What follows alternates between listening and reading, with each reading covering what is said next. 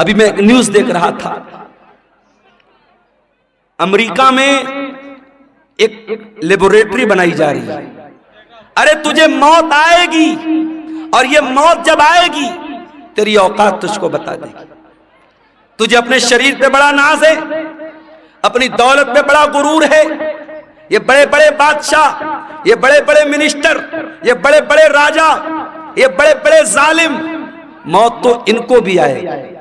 اور اسی دیش میں ہم نے دیکھا، اسی ملک میں ہم نے دیکھا، دیش کو دنگوں کی آگ میں جھونکنے والے، دیش میں ہزاروں لوگوں کے قاتل، ہزاروں لوگوں کو مارنے والے، ہزاروں لوگوں کے خون کی ہولی کھیلنے والے، موت ان کو بھی آئی ہے میرے بھائی. اور ایسی موت آئی ہے دنیا نے تماشا دیکھا ہے، بہت بری موت آئی ہے میرے عزیزو. موت انسان کو آئے گی. کل نفس ذائقۃ الموت، ہر انسان کو مرنا ہے، ہر جاندار کو مرنا ہے. قرآن کریم اٹھاؤ، سورہ واقعہ کے اندر اللہ فرماتا ہے فَلَوْلَا إِذَا بَلَغَتِ الْحُلْقُومَ وَأَنْتُمْ حِينَئِذٍ تَنْظُرُونَ. میرے بندو، جب تمہاری موت کا ٹائم آئے گا، جب تمہاری جان حلق تک پہنچ جائے گی اور تم دیکھو گے مرنے والے کے جو قریبی رشتہ دار ہیں وہ پاس میں بیٹھے ہوئے اور ان کے سامنے انسان کو موت آئے گی. کبھی آپ نے کسی کو مرتے ہوئے دیکھا ہے؟ اتفاق سے میرے نانا کا جب انتقال ہوا تو میں وہاں پہ تھا. جیسے ہی انسان کا انتقال ہوتا ہے انسان کی آنکھیں اوپر اڑ جاتی ہیں، کیونکہ روح جو ہوتی ہے نا، جب فرشتہ لے کے جاتا ہے تو انسان کی آنکھیں پھٹی کی پھٹی رہ جاتی ہیں، اور اگر منہ کھلا ہے تو منہ کھلا کا کھلا رہ جاتا ہے. مرنے والے کو تم دیکھ رہے ہو کہ وہ مر رہا ہے. وَنَحْنُ أَقْرَبُ إِلَيْهِ مِنْكُمْ وَلَكِنْ لَا تُبْصِرُونَ. ماں کا انتقال ہو رہا ہے، بچے بغل میں بیٹھے ہیں. باپ کا انتقال ہو رہا ہے، بیٹے بغل میں بیٹھے ہیں. بیٹوں کو یہ لگ رہا ہے کہ باپ سے سب سے زیادہ قریب ہم ہیں، بیٹی کو یہ لگ رہا ہے ماں سے سب سے زیادہ قریب ہم ہیں. اللہ کہتا ہے وَنَحْنُ أَقْرَبُ إِلَيْهِ مِنْكُمْ وَلَكِنْ لَا تُبْصِرُونَ. مرنے والے سے سب سے زیادہ قریب ہم ہیں. فَلَوْلَا إِن كُنْتُمْ غَيْرَ مَدِينِينَ تَرْجِعُونَهَا إِن كُنْتُمْ صَادِقِينَ.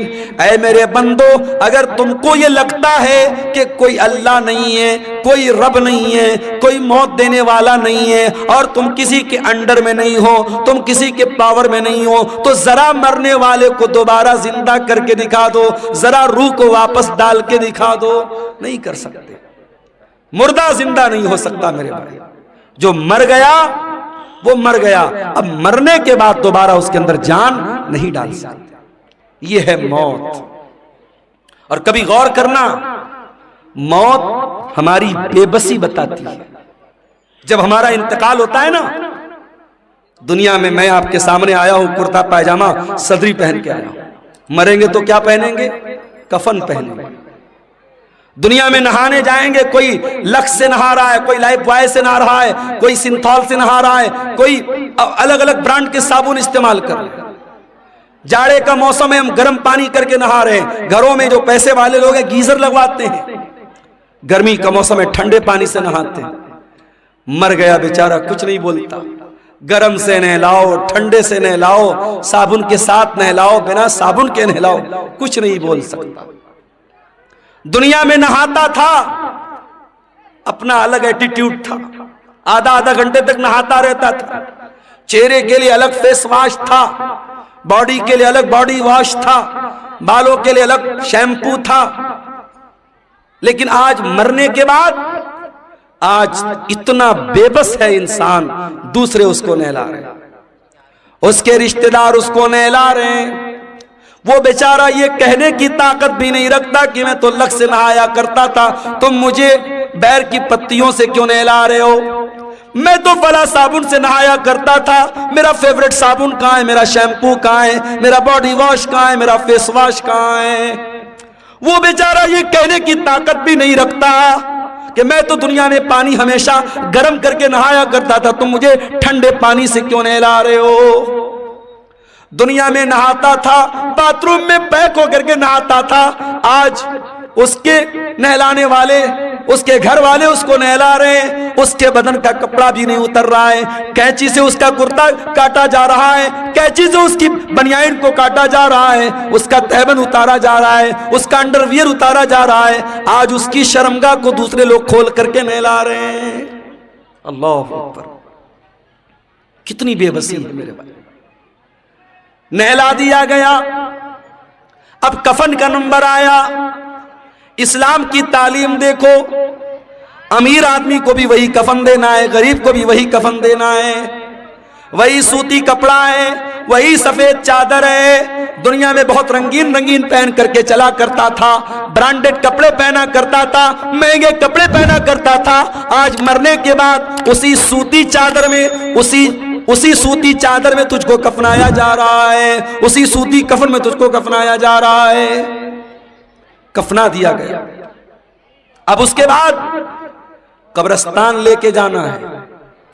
اگر قبرستان قریب میں ہے، جنازے کی چارپائی پہ لاش کو رکھا گیا، چارپائی کو 4 لوگوں نے کندھے پر اٹھایا، لے کے قبرستان پہنچے۔ اتنا بے بس ہے انسان، مرنے کے بعد ہل نہیں سکتا، اس کی باڈی کو 4 لوگ مل کر کے جنازے پر اٹھا کر کے لے کے قبرستان جا رہے ہیں۔ قبرستان لے کے جایا گیا، وہاں پہلے سے قبر کو کھود کر کے ریڈی کیا گیا ہے، جنازے کو قبر میں اتارا گیا، مٹی ڈالی گئی، قبر تیار ہو گئی، گھر والوں نے کھڑے ہو کر کے مغفرت کی دعا کر دی، آسانی کی دعا کر دی، پھر اس کے بعد مٹی ہاتھ سے اپنے مٹی جھاڑ کر کے گھر والے واپس چلے گئے۔ اے انسان، تو کتنا غافل ہے، تو کیا کیا حرکتیں کرتا ہے۔ اس قبر میں نہ تیرا باپ تیرے ساتھ آیا، نہ تیرے بچے تیرے ساتھ آئے، نہ تیری بیوی تیرے ساتھ آئی، نہ تیرا مال تیرے ساتھ آیا، نہ زمین تیرے ساتھ آئی، نہ جائیداد تیرے ساتھ آئی۔ کل نفس ذائقۃ الموت، ہر نفس کو موت کا مزہ چکھنا ہے۔ اللہ اپنے نبی سے قرآن میں کہتا ہے وَمَا جَعَلْنَا لِبَشَرٍ مِّن قَبْلِكَ الْخُلْدَ أَفَإِن مِّتَّ فَهُمُ الْخَالِدُونَ۔ اے نبی، آپ سے پہلے جتنے انسان آئے ان کو بھی موت آئی اور آپ کو بھی موت آنے والی ہے، آپ کو بھی مرنا ہے۔ انک میت وانہم میتون، اے نبی آپ بھی مرنے والے ہیں اور یہ سب مرنے والے، سب کو موت آنے والی ہے۔ ہمارے نبی کو موت آئی کہ نہیں آئی؟ آئیے ذرا سا نبی کی وفات کا نقشہ آپ کے سامنے کھینچتے ہیں۔ نبی کا انتقال کب ہوا؟ ربیع الاول کے مہینے۔ عمر کتنی تھی؟ 63 برس۔ مہینہ کون سا؟ ربیع الاول۔ تاریخ کون سی؟ 12 تاریخ۔ دن کون سا؟ سوموار کا دن۔ تھوڑا اور پیچھے چلو، ربیع الاول کے پہلے جب رمضان کا مہینہ آیا، پیارے نبی کی عادت تھی رمضان میں ہر سال حضرت جبریل علیہ السلام آپ کے پاس آتے تھے اور آپ کو قرآن کا دور کراتے تھے، قرآن پڑھاتے تھے اور آپ ان کو قرآن سناتے تھے۔ آخری بار جب آپ کی زندگی کا آخری رمضان تھا، اللہ کے پیارے نبی نے جبریل کو 2 مرتبہ قرآن سنایا۔ اللہ کے نبی نے حضرت جبریل کو 2 مرتبہ قرآن سنایا۔ یہ اس بات کی علامت تھی کہ اب آخری رمضان ہے، اب اس کے بعد کوئی رمضان آنے والا نہیں ہے۔ کچھ دنوں کے بعد جب حج کا موسم آیا، اللہ کے پیارے نبی نے اپنے صحابہ سے کہا میں حج کے سفر پہ جا رہا ہوں، جس کو میرے ساتھ حج کرنا ہے وہ چل سکتا ہے۔ صحابہ اکرام اپنے نبی کے ساتھ حج کے سفر پہ نکلے۔ 1 لاکھ سے زیادہ صحابہ حج کے اس سفر میں اپنے نبی کے ساتھ ہیں، اور اس حج کے دوران اللہ کے پیارے نبی بار بار اپنے صحابہ سے کہہ رہے ہیں خُذُوا عَنِّی مَنَاسِکَکُمْ خُذُوا عَنِّی مَنَاسِکَکُمْ، او لوگوں مجھ سے حج کا طریقہ سیکھ لو، مجھ سے حج کے ارکان سیکھ لو۔ ہو سکتا ہے کہ آئندہ سال تم اپنے نبی کو نہ پاؤ، ہو سکتا ہے آئندہ سال میرا انتقال ہو جائے، ہو سکتا ہے آئندہ سال میں زندہ نہ رہوں۔ آپ نے حج کیا ہے اور حج کے 2.5 مہینے کے بعد آپ کا انتقال ہوا ہے۔ ذی الحجہ، محرم، سفر، ربیع الاول، ذی الحجہ میں آپ نے حج کیا ہے، ربیع الاول میں آپ کا انتقال ہوا ہے۔ انتقال سے پہلے آپ نے حضرت معاذ بن جبل رضی اللہ تعالیٰ عنہ کو یمن بھیجا تھا، اسلام کا داعی بنا کر، اسلام کا مبلغ بنا کر آپ نے یمن بھیجا تھا۔ آج ہمارا نوجوان دیوالی کا تہوار آتا ہے، بڑے شوق سے مٹھائی کھاتا ہے۔ میں اس مسئلے کو نہیں چھیڑ رہا ہوں کہ دیوالی کی مٹھائی کھانا جائز ہے یا ناجائز ہے، اس مسئلے کو چھوڑ دو، لیکن آج حالات کیا ہیں؟ آج بہار کے بہت سارے مسلمان دیوالی کا تہوار منا رہے ہیں، ان کے گھروں پر بھی دیے جل رہے ہیں، مسلمانوں کے گھروں سے بھی پٹاخوں کی آواز آ رہی ہے۔ وَذَا میں تم ہو نصارہ تو تمتن میں ہنود، یہ مسلمان ہیں جنہیں دیکھ کے شرمائیں یہود۔ تیرا غیر مسلم بھائی شرک کر رہا ہے، اللہ کو چھوڑ کر اپنے دیوی دیوتا کی عبادت کر رہا ہے، تیرا فرض کیا تھا؟ تیرا کرتویہ کیا تھا؟ تیری ڈیوٹی کیا تھی؟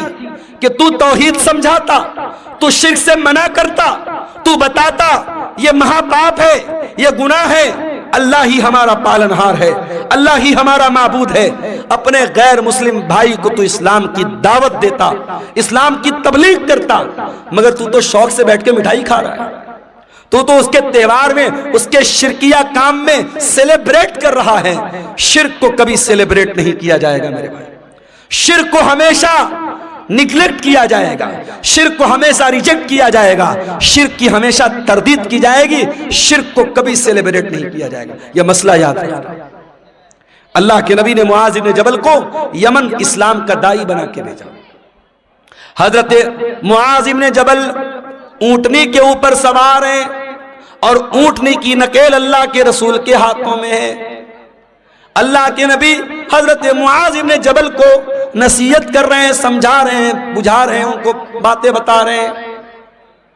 باتیں بتاتے ہوئے آپ نے کہا، اے معاذ، ہو سکتا ہے کہ آئندہ سال جب تم مدینہ میں آؤ تو تمہارا گزر تمہارے نبی کی قبر کے پاس۔ اے معاذ، ہو سکتا ہے کہ آئندہ سال جب تم آؤ تو اپنے رسول کو نہ پاؤ، اور رسول کی جگہ تمہیں رسول کی قبر نظر آئے، اور رسول کی قبر کے پاس سے تمہارا گزر۔ حدیث کے الفاظ ہیں، اتنا سننا تھا کہ معاذ بن جبل رونے لگے، آنکھوں سے آنسو جاری ہو گئے۔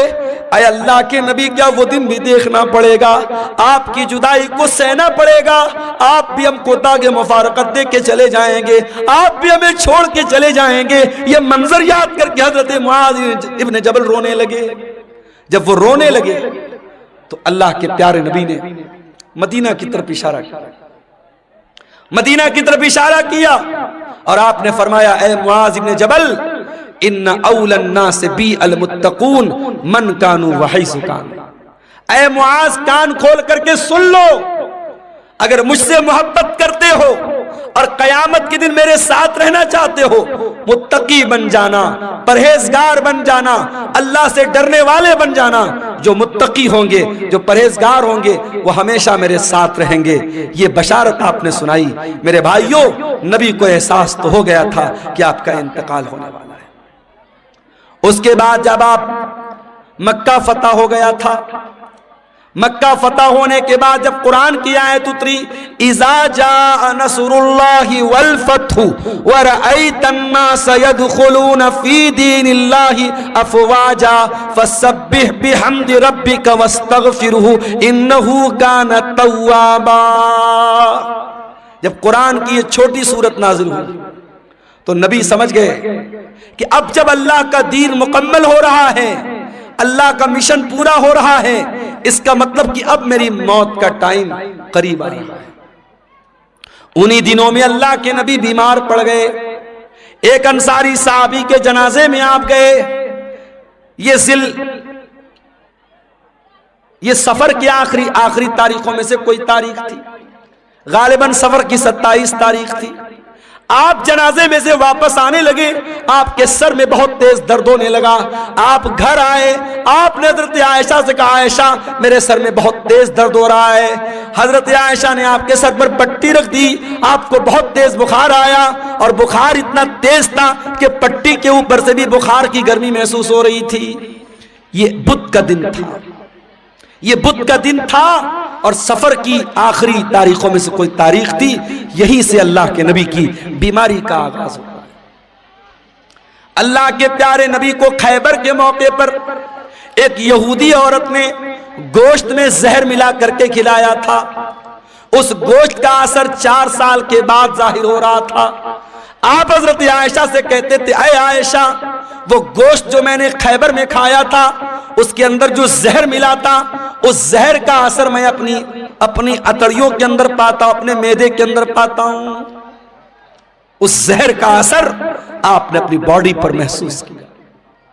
اسی بیماری کی ایام میں ایک دن اللہ کے پیارے نبی خطبہ دیتے ہیں، صحابہ کرام کا مجمع بیٹھا ہوا ہے، اللہ کے پیارے نبی خطبہ دے رہے ہیں، اور خطبے میں آپ کہتے ہیں ان اللہ خیر عبدا، اللہ تعالیٰ اپنے ایک بندے کو اختیار دے رہا ہے، اپنے ایک بندے کو چوائس دے رہا ہے کہ اے میرے بندے تو چاہے تو دنیا کی نعمتوں کو لے لے، اور چاہے تو میرے پاس آ جا اور اس سے اچھی نعمتیں میں تجھ کو دے دوں۔ تو اللہ کے اس بندے نے اللہ کے پاس جانے کو پسند کر لیا۔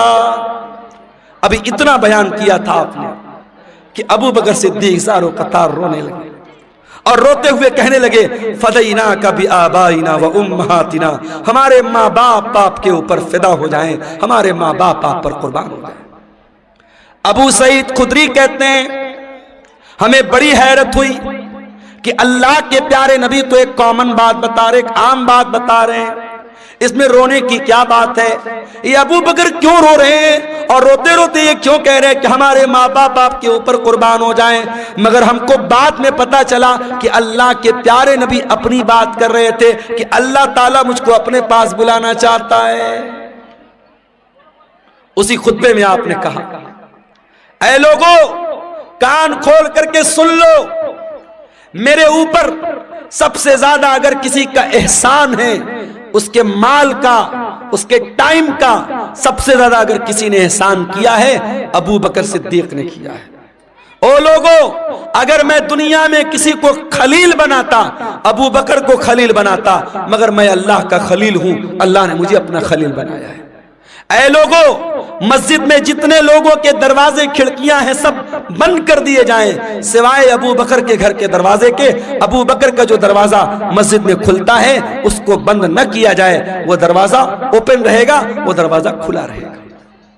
یہ نبی کے آخری دنوں کی بات ہے میرے بھائی۔ سوموار کے دن آپ کا انتقال ہوا، بدھ کا دن آیا، بدھ کے دن آپ نے صحابہ سے کہا کہ 7 الگ الگ کنویں کا پانی لایا جائے۔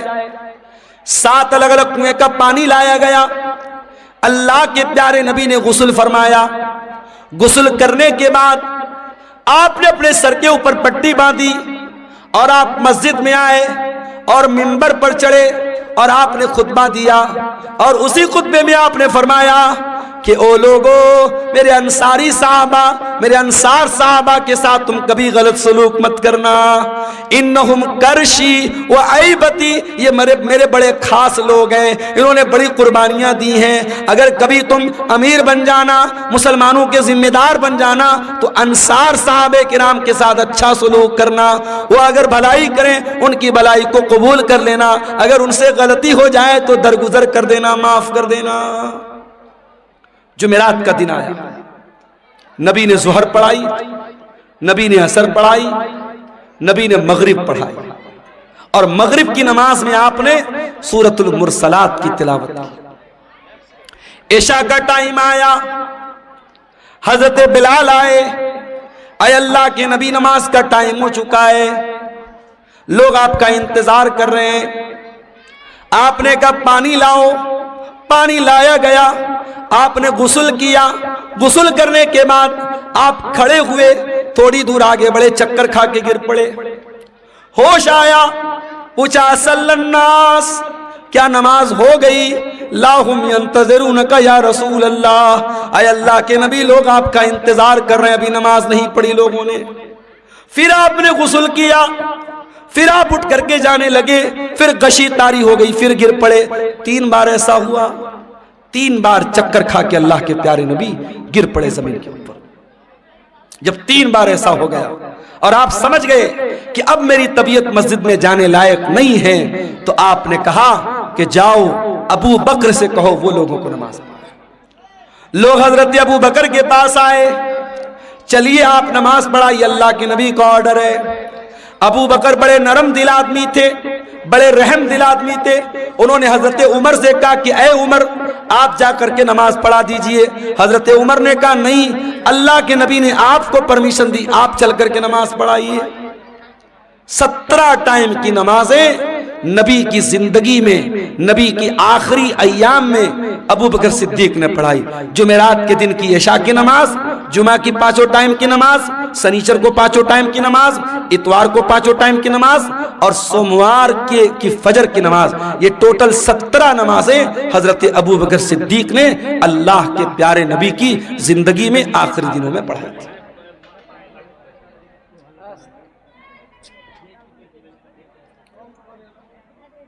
سنیچر کا دن آیا، نبی کی وفات کے 2 دن پہلے سنیچر کا دن۔ نبی بہت بے چین ہے، اتنے بے چین ہے کبھی چادر اوڑھ لیتے ہیں، کبھی چادر پھینک دیتے ہیں، بے چینی آپ کے اوپر طاری ہے۔ اس بے چینی کے عالم میں نبی نے فرمایا لعنت اللہ علی الیہود والنصارى، اللہ کی لعنت ہو یہودیوں کے اوپر اور عیسائیوں کے اوپر، اللہ کی لعنت ہو یہود و نصارہ کے اوپر۔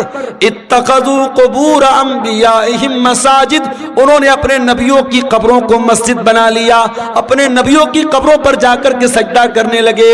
او لوگو تم میری قبر پر ایسا کچھ مت کرنا۔ نبی اپنے آخری ٹائم میں قبر پرستی سے منع کر رہے ہیں۔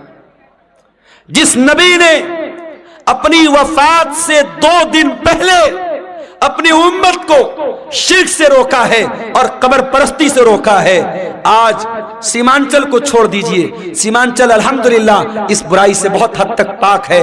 آپ بہار کے اور علاقوں میں چلے جائیے، آپ جھارکھنڈ کے علاقوں میں چلے جائیے، آپ بارسوئی چلے جائیے، آپ کلکتہ چلے جائیے، آپ بہار کے سہرسام میں چلے جائیے۔ ایسے ایسے علاقے ہیں میرے بھائی جہاں ہر محلے میں کوئی مزار ہے، کوئی قبر ہے، جہاں سجدے ہو رہے ہیں، جہاں مرادیں مانگی جا رہی ہیں، جہاں بگڑی بننے کا دعویٰ کیا جا رہا ہے۔ نبی نے اپنی امت کو بت پرستی سے منع کیا تھا، آج نبی کے ماننے والے، نبی کے امتی جگہ جگہ قبروں کی پوجا کر رہے ہیں اور قبر کی عبادت کر رہے ہیں۔ اسی سنیچر کے دن اللہ کے پیارے نبی نے اپنے صحابہ سے کہا کہ کوئی قلم لے آؤ، کاغذ لے آؤ، میں کوئی تحریر لکھ کے دے دیتا ہوں تاکہ تم میرے بعد گمراہ مت ہو جانا۔ اب جب نبی نے یہ بات کہی کہ قلم لے آؤ، کاغذ لے آؤ، میں کچھ لکھ دیتا ہوں، تو اب صحابہ کرام میں آپس میں اختلاف ہو گیا۔ کچھ صحابہ نے کہا کہ نبی کی حالت بہت کمزور ہے، آپ کی سچویشن بہت کمزور ہے، بیمار ہیں آپ کو ابھی یہ تکلیف دینے کی ضرورت نہیں ہے، ہمارے پاس قرآن ہے، اللہ کے نبی کی حدیث ہے، وہ کافی ہے، ہمیں کسی اور تحریر کی ضرورت نہیں ہے۔ کچھ لوگوں نے کہا جب اللہ کے نبی خود کہہ رہے ہیں کہ قلم لے آؤ، کاغذ لے آؤ، میں لکھ دیتا ہوں تو لے آؤ۔ اس بات پر آپس میں جھگڑا ہونے لگا، بحث ہونے لگی، اور جب بحث ہونے لگی اللہ کے نبی نے کہا چلے جاؤ یہاں سے۔ نبی نے سب کو وہاں سے ہٹا دیا۔ اس کا مطلب یہ ہوا کہ اگر وہ بات اتنی امپورٹنٹ ہوتی، اتنی اہم ہوتی کہ اس کے بغیر مسلمانوں کا کام نہ چلتا، تو نبی صحابہ سے یہ نہ کہتے کہ چلے جاؤ، نبی کہتے لے آؤ، میں ہر حال میں لکھ کے دے دیتا ہوں۔ نبی نے نہیں لکھوایا، اس کا مطلب کہ وہ بات پہلے سے آپ بتا چکے تھے، وہ بات کوئی اتنی امپورٹنٹ بات نہیں تھی۔ اتوار کا دن آیا، نبی کی وفات سے 1 دن پہلے کا دن۔ نبی نے اپنے سارے غلاموں کو آزاد کر دیا۔ نبی کے گھر میں جتنے ہتھیار تھے، تلوار تھی، ڈھال تھی، زرہ تھی، سب آپ نے مسلمانوں کے لیے وقف کر دیا۔ اتنا ہی نہیں، آپ کے گھر میں 7 دینار تھے، آپ نے ان کو بھی صدقہ خیرات کر دیا۔ اتوار کا دن گزارنے کے بعد جب رات آئی ہے اور چراغ جلانے کے لیے تیل کی ضرورت پڑی ہے تو اماں عائشہ کہتی ہیں میرے پاس تیل نہیں تھا، مجھے پڑوسی سے مانگنا پڑا، تب جا کر محمد رسول اللہ کے گھر میں چراغ جلا ہے، روشنی ہوئی ہے۔ اللہ اکبر۔ میری پیاری ماں اور بہنوں، آج آپ کا چپل آپ کی پسند کا نہ آئے، آپ کا کپڑا آپ کی پسند کا نہ آئے، آپ کی پسند کی جویلری آپ کا شوہر نہ لائے تو میاں بیوی میں جھگڑا ہو جاتا ہے۔ بیوی کہہ دیتی ہے ارے جائیے آپ کے ساتھ تو شادی کر کے میں پھنس گئی، شادی کر کے پھنس گئی آپ کے ساتھ، آپ تو کبھی میری پسند کا سامان نہیں لاتے ہیں۔ آج شوہر اپنا دل اور کلیجہ نکال کے رکھ دے تب بھی بیوی خوش نہیں ہونے والی۔ وہ ایک لطیفہ ہے نا کہ ایک مولوی صاحب تھے، بہت اچھی تقریر کرتے تھے، بہت پبلک ان کی بڑی عزت کرتی تھی، بڑا لوگ احترام کرتے تھے، اور گھر میں جو ان کی گھر والی تھی وہ ان کی عزت ہی نہیں کرتی تھی، ان کو مانتی نہیں تھی۔ تو ایک دن ان کی گھر والی نے کہا ارے سنتے ہو، رات میں نے خواب دیکھا ایک بزرگ ہوا میں اڑ رہے ہیں، ایک بزرگ کو دیکھا میں نے کہ ہوا میں اڑ رہے ہیں، میں تو دیکھ کے بڑی اچنبھت ہو گئی، حیران ہو گئی۔ تو مولوی صاحب نے کہا کہ ارے پاگل، وہ بزرگ میں تھا جس کو تم نے ہوا میں اڑتے ہوئے دیکھا تھا۔ کہا اچھا آپ تھے، اسی لیے تھوڑا ٹیڑھا ٹیڑھا اڑ رہے تھے، سیدھا نہیں اڑ رہے تھے۔ تو بیوی کبھی شوہر کی تعریف کرنے کو تیار نہیں ہوتی ہے، یہ مزاج ہوتا ہے میرے بھائیوں بیویوں کا۔ لیکن آپ دیکھیے نبی کی بیویوں نے کیسی زندگی گزاری۔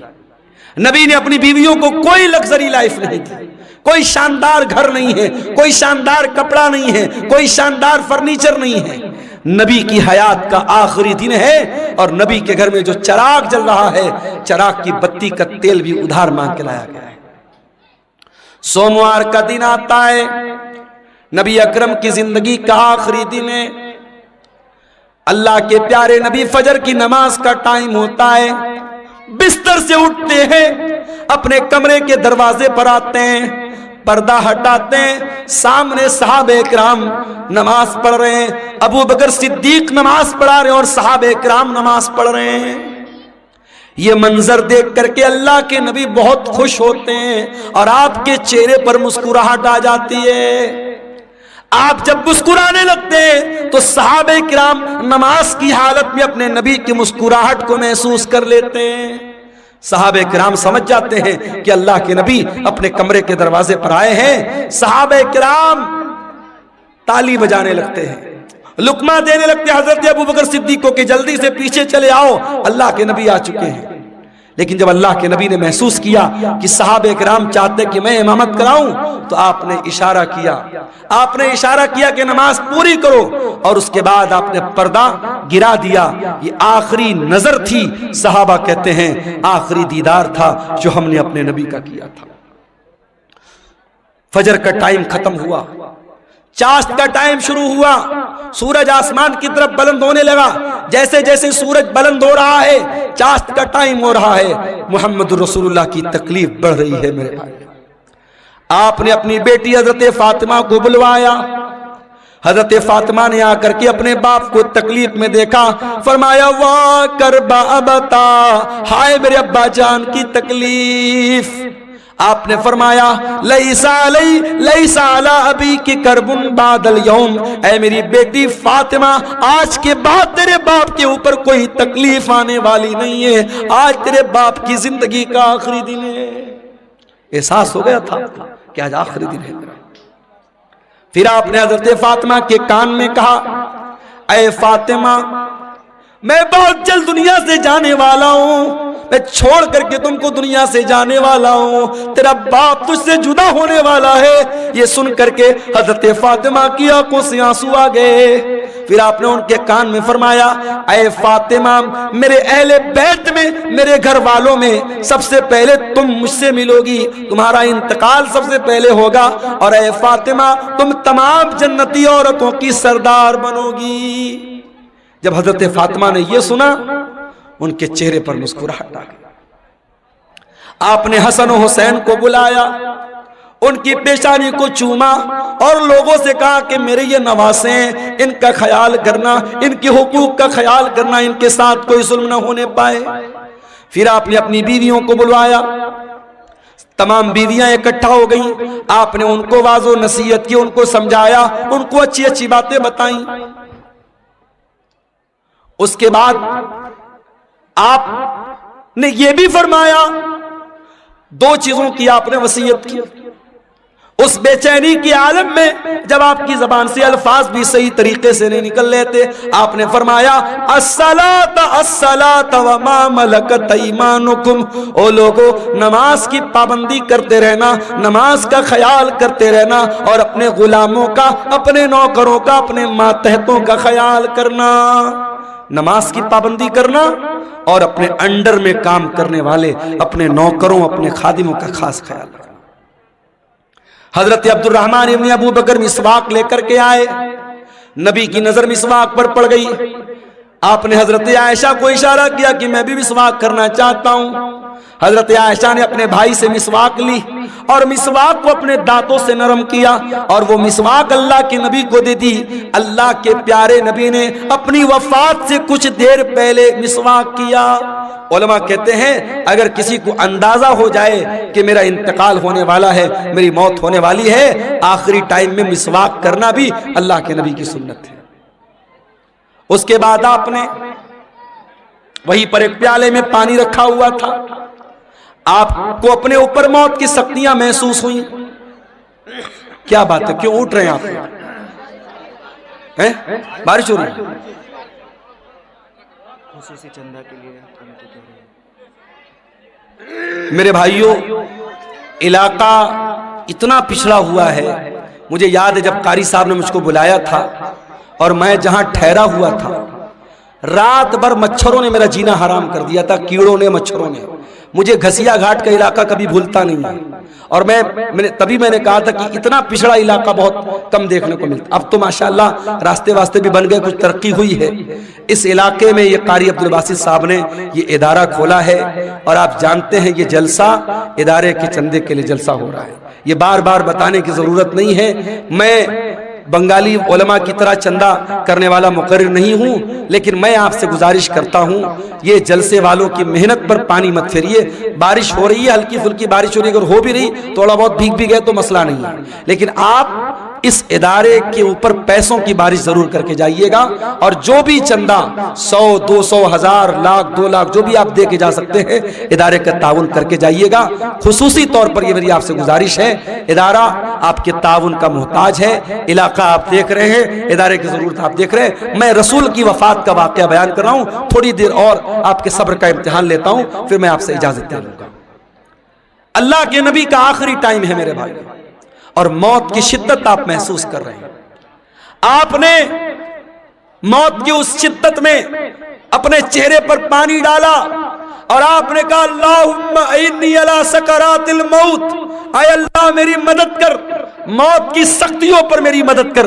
حضرت عائشہ کہتی ہیں کہ نبی کے اوپر جب میں نے موت کی سختی کو دیکھ لیا، اس وقت تک میں موت کی سختی کو برا سمجھتی تھی، مگر جب اپنے نبی کے اوپر میں نے موت کی سختی کو دیکھا تو میں سمجھ گئی کہ موت کی سختی برحق ہے، اور موت کی سختی کسی کے اوپر بھی آ سکتی ہے۔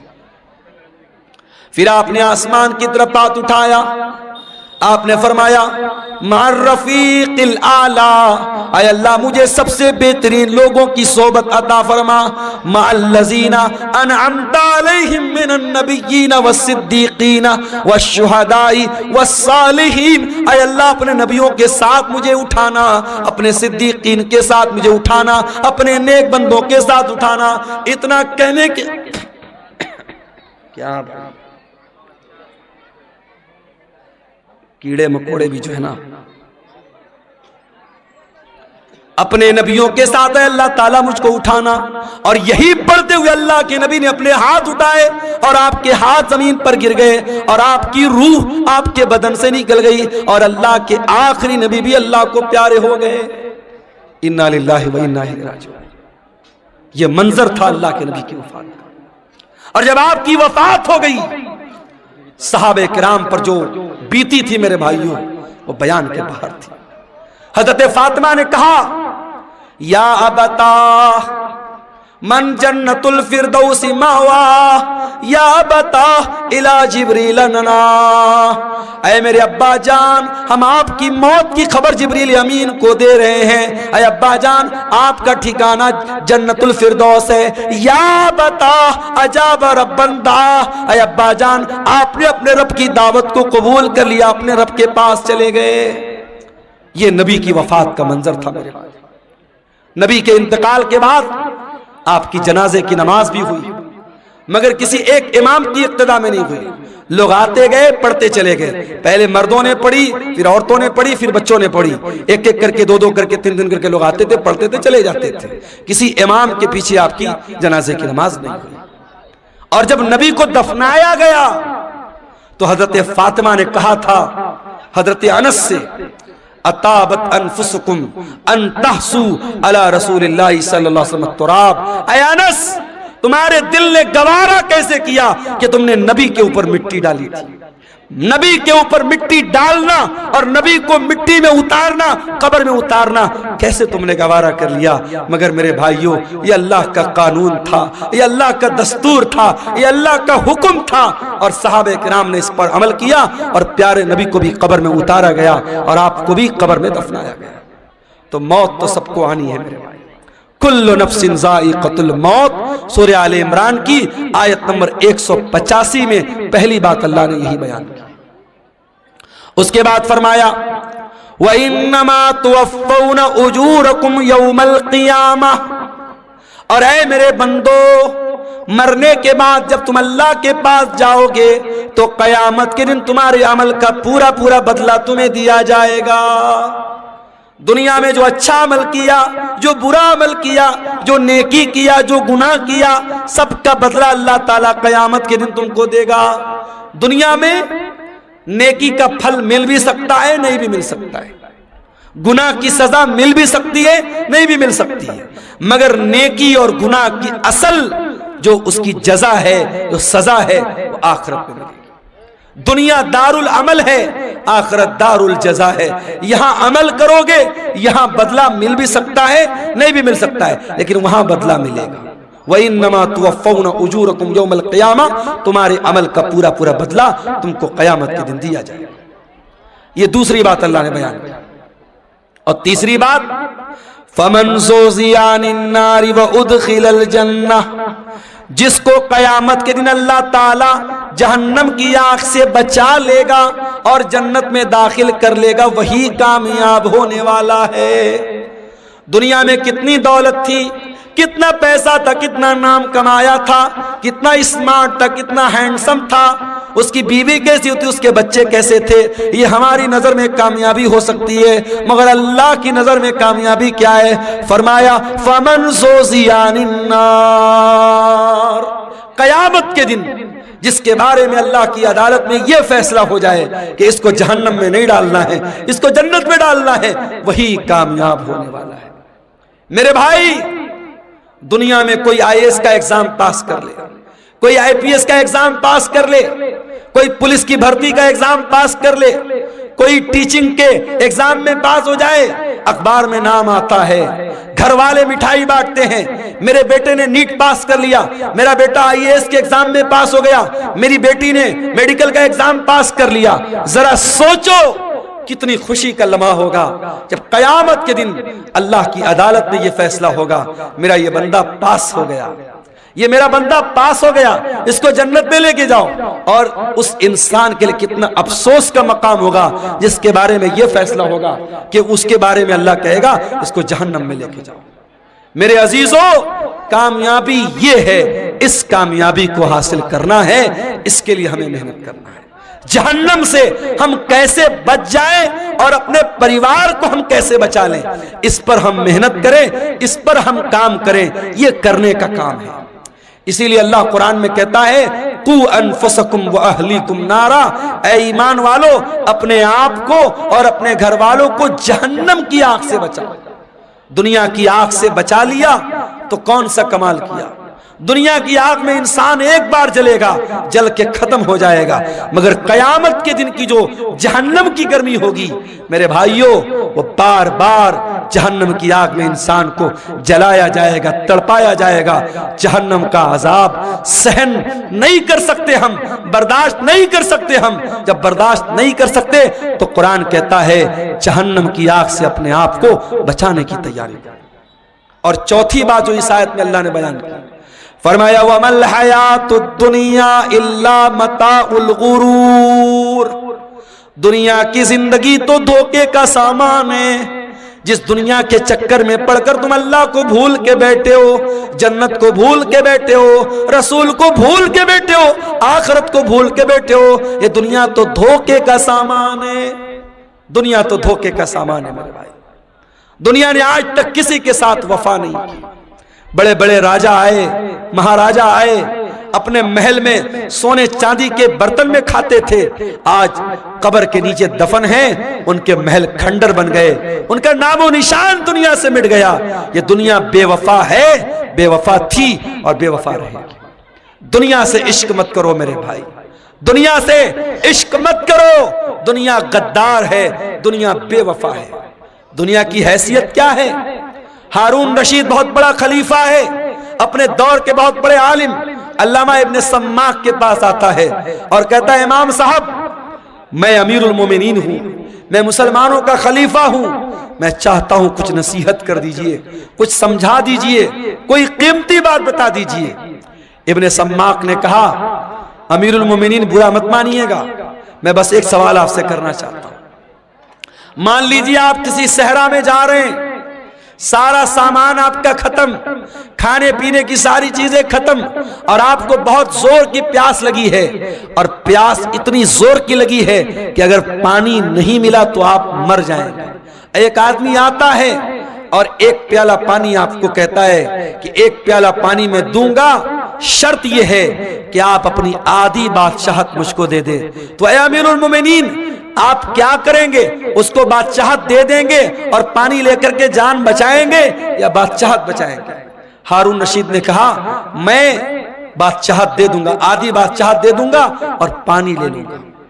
ابن سماک نے کہا اے امیر المومنین پانی آپ نے پی لیا، پانی باڈی کے اندر رک گیا، پانی تھم گیا، پیشاب لگا ہے مگر پیشاب کا راستہ بند ہو گیا، پیشاب نہیں نکل رہا ہے، آپ کو درد ہو رہا ہے، تکلیف ہو رہی ہے، اگر پیشاب نہ ہوا تو آپ مر جائیں گے، زندگی کے آخری کگار پہ پہنچ گئے۔ اب ایک دوسرا انسان آیا، اس نے کہا ہارون رشید میں تیرا پیشاب جو رکا ہے اس کو کھول سکتا ہوں، تیرا پیشاب ہو جائے گا، تیرے بدن میں جو پانی رکا ہے باہر نکل جائے گا، کنڈیشن یہ ہے کہ تو اپنی آدھی حکومت مجھ کو دے دے۔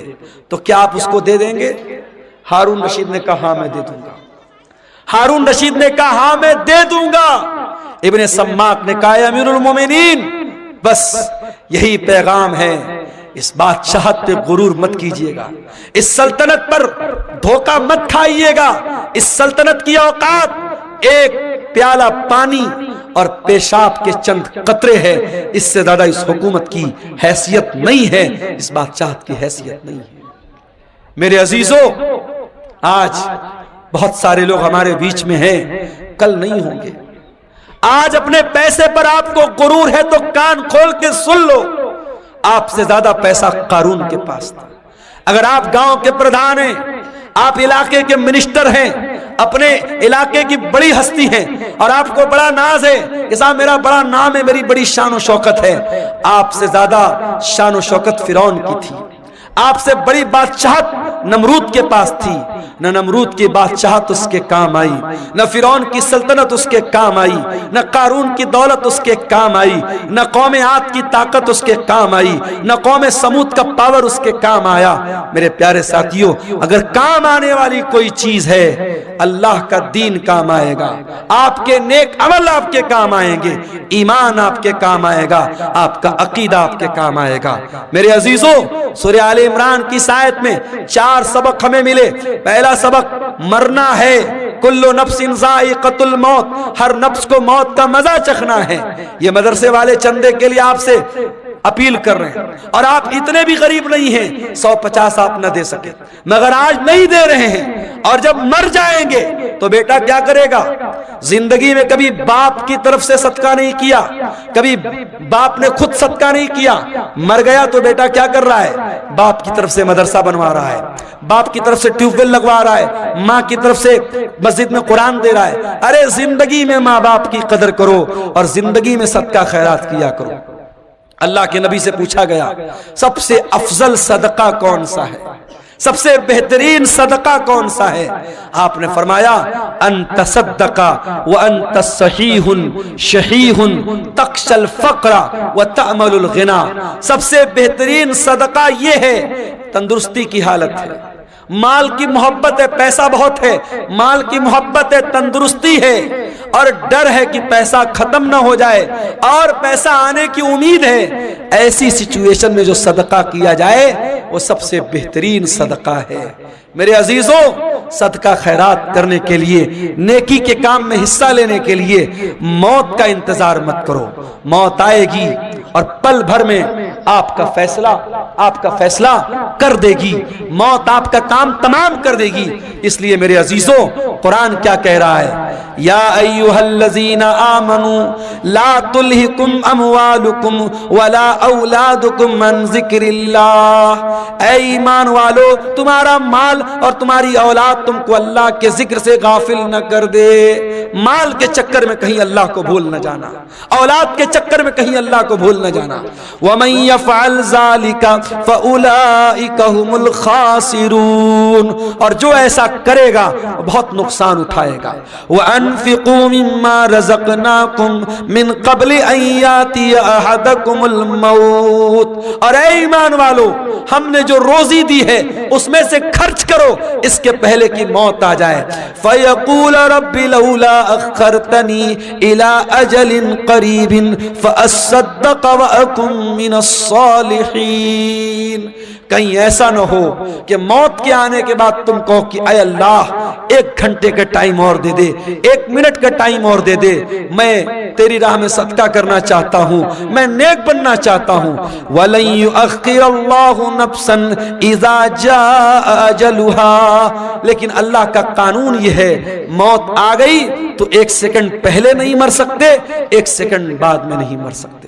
مجھے بہت اچھی طریقے سے یاد ہے 10 اکتوبر 2020 کی وہ شام، 10 اکتوبر 2020 کی وہ رات جب میری ماں کا انتقال ہوا تھا اور میں بنارس کے اپنے گھر کے بہت قریب کے ہاسپٹل میں ماں کو لے کے جا رہا تھا۔ ہارٹ اٹیک آیا تھا، شوگر کی پیشنٹ تھی وہ، اور بائک پر بٹھا کر پیچھے میرا چھوٹا بھائی بیٹھا تھا، اور ہاسپٹل کے کیمپس کے اندر جیسے ہی ہم داخل ہوئے تھے ماں کا جسم بے جان ہو کے بائک سے نیچے گرا تھا، اور جب ماں کو ہم لوگوں نے سارے بھائی وہاں پہنچ چکے تھے اور جب ماں کو اٹھا کر کے ہم لوگ ICU میں لے کے جا رہے تھے تو نیچرل بات ہوتی ہے مرنے کے بعد انسان کی باڈی کا وزن بڑھ جاتا ہے، وزن سے اندازہ لگ گیا کہ اب روح نکل چکی ہے، اب موت آ چکی ہے۔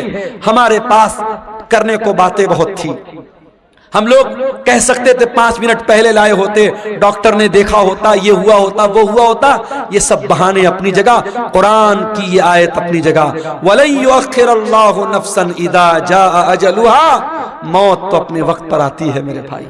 اس لیے اپنے نوجوان ساتھیوں سے بھی کہنا چاہتا ہوں، سیمانچل کے جلسوں میں میں کہیں کہیں بڑی بے حیائی بھی دیکھتا ہوں، سڑکوں پر لڑکے لڑکیوں کا جمگٹ بھی دیکھتا ہوں، بڑا ایسا ماحول میں دیکھتا ہوں، پورے انڈیا میں وہ ماحول کہیں نظر نہیں آتا۔ میرے بھائیوں، یہ جلسے، یہ پروگرام ٹھیک ہے، ادارے والوں کے اپنے مسائل ہیں، مدرسوں کی اپنی مجبوری ہے، جلسہ کرانے بغیر ان کو چندہ نہیں ملے گا، جلسہ آپ کرائیے، شوق سے کرائیے اور تقریرات کرائیے، مگر میں گھسیا گھاٹ کے مدرسے کے ذمہ داروں سے بھی کہنا چاہوں گا، اور ویڈیو بن رہا ہے، سیمانچل کے تمام مدرسوں کے ذمہ داروں سے کہنا چاہوں گا کہ اب بہت دیر ہو چکی ہے، اب اپنے جلسوں کو تھوڑا سا کنٹرول کر لو، عورتوں کا انتظام رکھو لیکن سختی سے منع کر دو، کوئی میلہ ٹھیلا نہیں لگے گا، کوئی عورتوں کے سامان کی دکان نہیں لگے گی، کوئی سڑک اور چوراہے پر مردوں اور عورتوں کا جمگٹ نہیں لگے گا، اور اگر نہیں کر سکتے تو پھر جلسے بند کر دو میرے بھائی، جلسے بند کر دو. یہ میلے کے نام پر اگر مردوں عورتوں کا جمگٹ ہوتا ہے تو اتنا بڑا گناہ نہیں ہے, اتنا بڑا گناہ نہیں ہے جتنا بڑا گناہ بڑے بڑے بینر لگا کے, بڑے بڑے فاٹک لگا کے, بڑے بڑے علماء کی تقریر کرا کے, اور سڑکوں پر مردوں عورتوں کا جب ہم جمگھٹ دیکھتے ہیں, جوان جوان لڑکیاں جا رہی ہیں اور جوان لڑکے ان کو دیکھ کر آوازیں کس رہے ہیں, اشارے بازی کر رہے ہیں, نین مٹکا ہو رہا ہے, یہ منظر دیکھ کر واللہ دل کو تکلیف ہوتی ہے. اور میں یہ سوچتا ہوں 2009 سے میں سیمانچل میں آ رہا ہوں, 15 سال ہو گئے, ہر سال آ رہا ہوں, تقریریں کر رہا ہوں, لیکن حالات جس کے تس ہے بلکہ اور برے ہو رہے ہیں. حالات کب سدھریں گے میرے بھائی؟ ہم کب جاگیں گے؟ کب ہوش میں آئیں گے؟ کب ہم چیتیں گے؟ کب اپنے عمل کو ہم سدھاریں گے؟ میرے عزیزو, آج کی تقریر میں یہی پیغام دے رہا ہوں کہ اس کے پہلے کی موت آ جائے اور یہ گناہ کرتے ہوئے اللہ کے یہاں ہم چلے جائیں, اپنے عمل کی اصلاح کر لو میرے بھائی, اپنی برائیوں سے توبہ کر لو. اور یاد رکھو, توبہ کرنے کے لیے کل کا انتظار مت کرو. جاؤ اپنے کمرے کا دروازہ بند کرو. جس طریقے سے بیٹھ کر کے بند کمرے میں موبائل دیکھتے ہو, جاؤ اپنے کمرے کی لائٹ بھی بند کر دو, دروازہ بھی بند کر دو, اور وضو کر کے اللہ کے سامنے ہاتھ پھیلاؤ اور سوچو کہ اب تک کی زندگی کیسی گزری تھی. اپنے گناہوں کو یاد کرو, اپنے خطاؤں کو یاد کرو, اور اگر اللہ کی بارگاہ میں روتے ہوئے 2-4 قطرے آنسوؤں کے گر گئے, واللہ کہہ رہا ہوں ان آنسوؤں کی بڑی قیمت ہے اللہ کے ہاں, ان آنسوؤں کی بڑی قیمت ہے اللہ کے ہاں. اللہ کے پیارے نبی فرماتے ہیں اللہ کو 2 چیزیں بہت زیادہ پسند ہیں, من قطرتین, 2 قطرے اللہ کو بہت پسند ہیں. قطرۃ دموع من خشیت اللہ, ایک اللہ کے خوف سے بہنے والا آنسو کا قطرہ, قطرۃ دم تحراق فی سبیل اللہ, اور ایک خون کا قطرہ جو اللہ کی راہ میں بہتا ہے. میرے عزیزو, توبہ کر لو, جوانی میں توبہ کر لو, اپنی طاقت کے دور میں توبہ کر لو. کل بڑھاپے میں توبہ کرنے کا کوئی مطلب نہیں ہوگا. در جوانی توبہ کردن شیوے پیغمبری, وقت پیری گرگ ظالم می شوت پرہیزگار. جوانی میں توبہ کرو, یہ نبیوں کا طریقہ ہے. بڑھاپے میں تو بھیڑیا بھی شریف بن جاتا ہے, جب منہ میں دانت نہیں, پیٹ میں آنت نہیں, شریف بن گئے تو کون سا کمال کیا. یہ رات کا ٹائم ہے میرے بھائی, یہ بڑا سہانا وقت ہے, بڑی برکت والا وقت ہے. اس وقت ہم اللہ تعالیٰ سے اگر توبہ کریں گے, اللہ سے رجوع کریں گے, مجھے یقین ہے اللہ ضرور ہماری توبہ کو قبول کرے گا. اور جب سچی توبہ کر لو تو اب تک جو گناہ کا کام کرتے تھے اس گناہ سے باز آ جاؤ, اس گناہ کو چھوڑ دو. اگر موبائل کا غلط استعمال کرتے تھے, یہی سے توبہ کر لو, نہیں کریں گے. اگر زناکاری اور بدکاری میں ملوث تھے, اگر اغلام بازی میں ملوث تھے, اگر حرام کا کوئی کاروبار کرتے تھے, اگر آج میں بھی آ رہا تھا راستے میں, ہماری کار کے ڈرائیور نے کہا, راستے میں کئی جگہ غیر مسلموں کی بستی گزری, ڈرائیور نے کہا مولانا صاحب ایک بات بولوں آپ کو. میں نے کہا بتاؤ. کہنے لگا کہ بہار میں اور خاص طور سے ہمارے اس علاقے میں آج کے دن ہمارے بہت سارے غیر مسلم بہت جوا کھیلتے ہیں, اور ان کا یہ ماننا ہے, غیر مسلم بھائیوں کا یہ ماننا ہے کہ دیوالی کی رات جو جوا کھیلے گا اور جیت جائے گا وہ سال بھر ہمیشہ جیتے گا, وہ کبھی ہارے گا نہیں. یہ مانتا ہے ان کی. اور ایک دن پہلے بھی دھن تیرس کا تہوار تھا, آپ نے دیکھا ہوگا مارکیٹ میں بڑی بھیڑ لگی تھی, بڑی بھیڑ لگی تھی.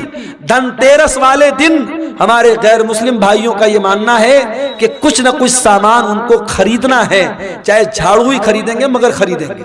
اور آج ابھی ہم لوگ چائے پینے کے لیے راستے میں رکے تو ایک صاحب نے بتایا کہ دکاندار فون پے نہیں لے رہا, وہ کیش چاہیے اس کو. اس نے کہا ہم فون پے سے پیمنٹ نہیں لیں گے, آج کے دن ہم کیش لیتے ہیں, ہم فون پے نہیں لیتے ہیں. تو یہ ہمارے غیر مسلم بھائیوں کے ہاں آستھا کے نام پہ بہت ساری چیزیں اندھ وشواس ہیں جو دھیرے دھیرے ہمارے یہاں بھی آ رہا ہے. میرے بھائیوں, اندھ وشواس سے بچو, اور جوا کھیلنا ہمیشہ حرام ہے اسلام میں. غیر مسلم بھائیوں کے ایک تہوار پہ کھیل رہے ہیں, مگر ہمارے مذہب میں کسی تہوار پہ کھیلنا یا کسی تہوار پہ شراب پینا جائز نہیں ہے. شراب سال کے 360 دن حرام ہے, جوا سال کے 360 دن. کل نفس ذائقۃ الموت, ہر نفس کو مرنا ہے, ہر جاندار کو موت کا مزہ چکھنا ہے. اس آیت میں یہ پہلی بات بتائی گئی, موت آنی ہے سب. موت سے چھٹکارا نہیں. اگر موت سے کسی کو چھٹکارا ہوتا تو شاید اللہ اپنے نبیوں کو بچا لیتا. اللہ کے بندوں میں سب سے اونچا مقام اللہ کے نبیوں کا ہے، مگر اللہ کے نبیوں کو بھی موت آئی. حضرت سلیمان علیہ السلام اللہ کے ایسے رسول تھے، ایسے نبی تھے کہ اللہ تعالیٰ نے ان کو بہت ساری سپر نیچرل طاقتیں دی تھی. جنات ان کے قبضے میں تھے، بڑے بڑے جنات اتنی بڑی بڑی دیگوں میں کھانا پکاتے تھے، پورا گاؤں کھا سکتا تھا. بڑی بڑی بلڈنگ بناتے تھے جنات، کسی مزدور کی ضرورت نہیں، جنات کھڑے ہو کر کے مزدور عمارتیں بنا دیتے تھے. ہوا ان کے کنٹرول میں تھی، وہ صبح سے شام تک کا سفر پل بھر میں طے کر لیتے تھے. اتنی بڑی طاقت حضرت سلیمان علیہ السلام کو ملی تھی. لیکن کیا سلیمان علیہ السلام کو موت نہیں آئی؟ موت آئی. کیسے موت آئی؟ سلیمان علیہ السلام کے حکم سے جنات بیت المقدس کی تعمیر کر رہے تھے، بیت المقدس کی بلڈنگ بنا رہے تھے، اس کا اسٹرکچر کھڑا کر رہے تھے. سلیمان علیہ السلام ان کو ڈائریکشن دے رہے تھے، سمجھا رہے تھے، ان کو نردیش دے رہے تھے. سلیمان علیہ السلام اپنے عصا کے اوپر، اپنی لاٹھی کے اوپر کھڑے ہو کر کے ان کو بتا رہے تھے. اور اسی حالت میں سلیمان علیہ السلام کو موت آ گئی. اپنی لاٹھی پر ٹیک لگا کے کھڑے ہیں، موت آ گئی. اب موت آ گئی اور جنات کو پتا بھی نہیں چلا کہ ہمارے باس کا انتقال ہو گیا، ہمارے مالک کا انتقال ہو گیا، جس کے حکم پر ہم یہ کام کر رہے تھے اس کا انتقال ہو گیا. جنات اپنے کام میں لگے ہوئے ہیں اور سلیمان علیہ السلام کی ڈیڈ باڈی ان کے انتقال کے بعد ان کا جو شریر ہے اسی لاٹھی کے سہارے کھڑا ہوا ہے. قرآن کہتا ہے فَلَمَّا قَضَيْنَا عَلَيْهِ الْمَوْتَ، جب ہم نے سلیمان کی موت کا فیصلہ کر دیا، مَا دَلَّهُمْ عَلَى مَوْتِهِ إِلَّا دَابَّةُ الْأَرْضِ تَأْكُلُ مِنْ سَأَتَهُ، سلیمان کی لکڑی کو، سلیمان کی لاٹھی کو ایک کیڑے نے کھا لیا، اور جب لاٹھی ختم ہو گئی تو ان کی ڈیڈ باڈی زمین پر آ گئی. اور جب ڈیڈ باڈی زمین پر آ گئی تب جنات کو پتا لگا کہ ہم تو بہت بڑی غلط فہمی میں جی رہے تھے، ان کا تو آلریڈی انتقال ہو چکا ہے. ایک پیغمبر کو موت آئی. قرآن کہتا ہے کل نفس ذائقۃ الموت، ہر نفس کو مرنا ہے. امیر سے امیر کو بھی مرنا ہے، غریب کو بھی مرنا ہے. یہی قاری عبد الباسط صاحب ساؤتھ انڈیا میں اپنے ادارے کے چندے کے لیے جاتے ہیں. افطار کا ٹائم ہے، افطار کا سامان لینے کے لیے جاتے ہیں، اور ٹرین کے دروازے پر سیڑھی چڑھتے ہوئے اچانک ان کا پیر پھسلتا ہے، گرتے ہیں، اور وہی حادثہ ان کی موت کا سبب بن جاتا ہے. میرے پیارے بھائیو، ہم نہیں جانتے موت کب آئے گی، اس لیے کہ 5 چیزوں کی جانکاری صرف اللہ تعالیٰ کو ہے. سورہ لقمان کی آخری آیت اٹھائیے، ان اللہ عندہ علم الساعہ، اللہ ہی کو پتا ہے کہ قیامت کب آئے گی. قیامت کا ایگزیکٹ علم صرف اللہ تعالیٰ کو معلوم ہے. قیامت کی نشانیاں بتائی گئی، مگر قیامت ایگزیکٹ کب آئے گی، تاریخ کیا ہوگی، دن کون سا ہوگا، یہ ہمیں نہیں معلوم. ان اللہ عندہ علم الساعہ، قیامت کا ایگزیکٹ علم اللہ تعالیٰ کے پاس ہے. وَيُنَزِّلُ الْغَيْثَ، بارش کب ہوگی، کتنی ہوگی، کہاں ہوگی، اللہ کو معلوم ہے. ابھی کٹیہار کے 2-3 پروگرام کینسل ہو گئے، موسم خراب ہو گیا، بارش ہو گئی۔ آپ کے اسی علاقے میں سیلاب کی وجہ سے بہت سارے پروگرام کینسل ہو جاتے ہیں۔ موسم کب چینج ہو جائے، کب طوفان آ جائے، کب سیلاب آ جائے، ہم نہیں جانتے۔ وَيَعْلَمُ مَا فِي الْأَرْحَامِ، اور رحم مادر میں کیا ہے، ماں کے پیٹ میں کیا ہے، صرف اللہ کو معلوم ہے۔ آپ کہیں گے نہیں مولوی صاحب، آج کے زمانے میں الٹرا ساؤنڈ کرا لو، معلوم ہو جاتا ہے لڑکا ہے لڑکی ہے، پتہ چل جاتا ہے۔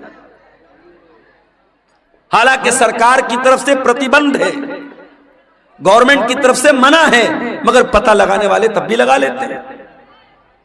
اور کہیں یہ پتہ چل گیا کہ ماں کے پیٹ میں لڑکی ہے اور آلریڈی 2-3 لڑکیاں ہیں، تو لڑکی کو ماں کے پیٹ میں ختم بھی کرا دیتے ہیں لوگ، جس کو انگلش میں بولتے ابارشن، گربھ پات کرا دیتے ہیں، ماں کے پیٹ میں ہی بچی کو مار دیتے ہیں۔ اور ہم کہتے ہیں صاحب ہم لوگ بڑے پڑھے لکھے لوگ ہیں، بڑے سولڈ لوگ ہیں، بڑے تہذیب یافتہ لوگ ہیں۔ ارے ہم سے اچھے تو 1400 سال پہلے کے عرب کے وہ جاہلی دور میں، دور جاہلیت کے وہ بدو تھے، وہ دیہاتی تھے، وہ جاہل لوگ تھے جو اپنے بچیوں کو مارتے تھے مگر پیدا ہونے کے بعد مارتے تھے۔ بچیوں کو قتل کرنے کی پرمپرا، بیٹیوں کو مارنے کا رواج 1400 سال پہلے بھی تھا۔ ایک ایسی سوسائٹی میں جہاں لڑکی پیدا ہونے کے بعد باپ بیچارہ پریشان ہو جاتا تھا، کیا کروں؟ اگر بیٹی کے بارے میں سماج کو پتا چلے گا کہ میرے گھر میں بیٹی پیدا ہوئی ہے، سماج مجھے تانا مارے گا، تو کیوں بیٹی کو پال رہا ہے؟ ایسے بھی قبیلے تھے، بہو لائیں گے، بیوی لائیں گے، مگر بیٹی پیدا ہوگی ان کے قبیلے میں بیٹی کو مار دیتے تھے۔ بیٹی کا باپ بننا یہ عیب تھا۔ اللہ نے قرآن میں ان کا ذکر کیا، فرمایا وَإِذَا بُشِّرَ أَحَدُهُمْ بِالْأُنْثَى ظَلَّ وَجْهُهُ مُسْوَدًّا وَهُوَ كَظِيمٌ۔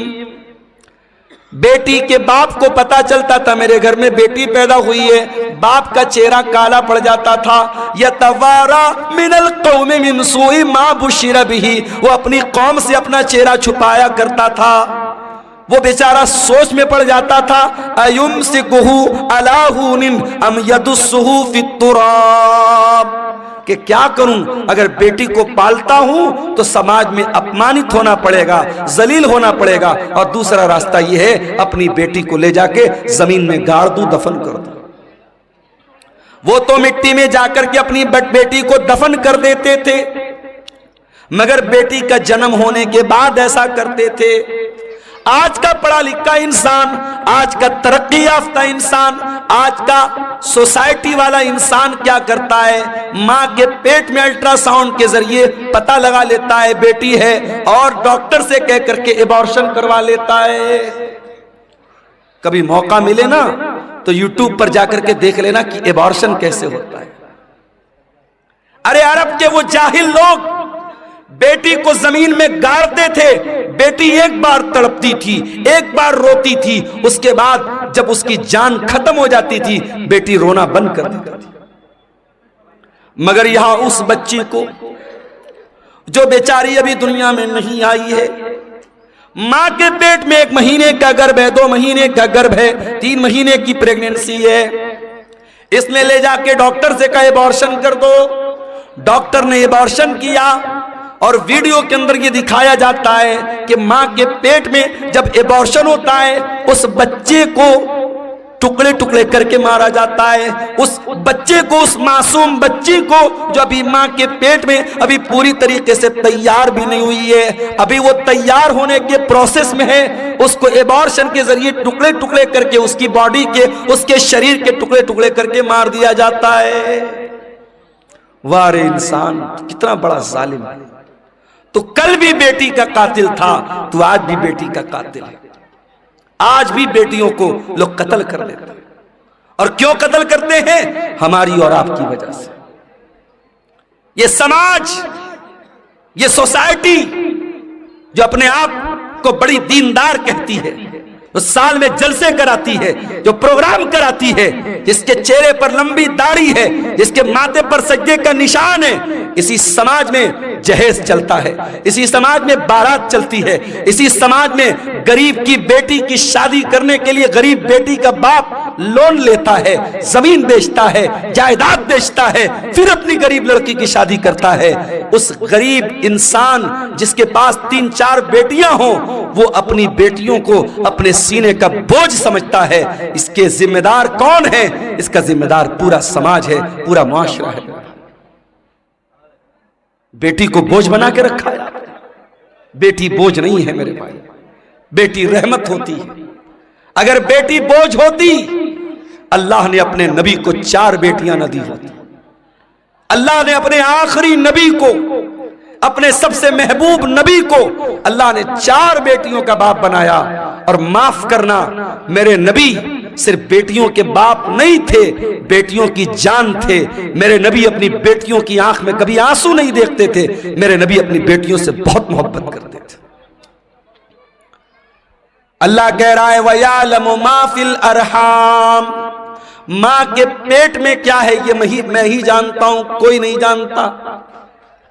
الٹرا ساؤنڈ کے ذریعے ڈاکٹر یہ بتا دے گا کہ ماں کے پیٹ میں ہونے والے بچے کا جینڈر کیا ہے، لڑکا ہے یا لڑکی ہے، لیکن ڈاکٹر یہ نہیں بتا پائے گا وہ بچہ پیدا ہونے کے بعد دنیا میں کتنے دن زندہ رہے گا۔